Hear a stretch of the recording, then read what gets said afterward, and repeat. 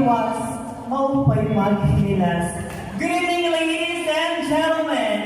This is Mia Buya 19. Kumaligay kasing Vincent ang moxicillin hepatitis hydrogen o glabaw sa tanan. Kusog mo gunit sa inyong mga bitin. At bago ko listanin ang tablado nito, hayaan niyo po ko mo ng isang talagang. Do not do unto others if you don't want others to do unto you. Sa Tagalog, huwag kang ganyan. Dahil kung ganyan ka, huwag. Sabi saya pa, kung dili ka magpa. Charis, nakalimot ko. Good evening, ladies and gentlemen.